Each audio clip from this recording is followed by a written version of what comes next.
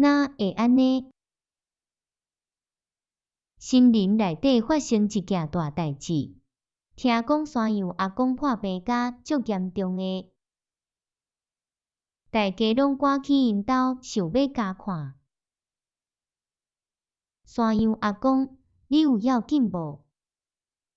我真好啊，大家安怎拢来啊？伊，毋是听讲你破病啊，阮是来看你诶啊。酷鱼先生哪串哪讲？无啊，我真好啊。每一个动物拢开始回想，因是安怎得到即个消息诶。狗仔甲猪仔讲，山羊阿公行路无小心，起跋一倒路，毋过好佳在伊看起来无安怎。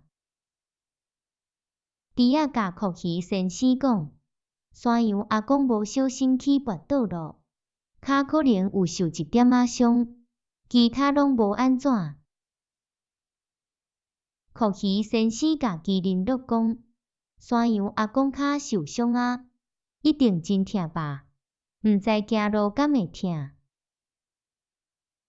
麒麟鹿甲大象讲，山羊阿公骹足疼诶咧，倒伫面床顶袂振动。大象甲细只鸟鼠讲，山羊阿公破病啦，听讲伊倒伫面床真艰苦。细只鸟鼠走去甲大狮仔讲，要安怎？山羊阿公破病啊，大象讲甲真严重，要安怎？狮仔想咧，就向大家宣布，山羊阿公破病甲真严重，咱紧去甲看。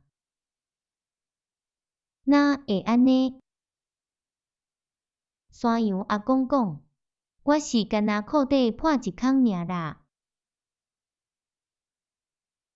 后事，写这本绘本对我来讲是一项真大诶挑战，因为我以前一直感觉我并毋是一个有创作能力诶人，嘛无迄个习惯去做创作方面诶代志。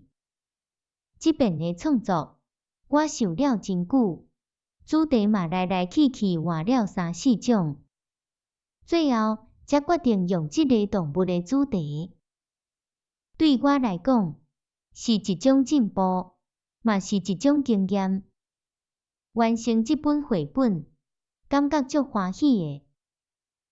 希望会当为即摆诶经验，学到愈来愈侪诶能力，嘛希望这本绘本会当互读着伊诶人快乐。慧晶。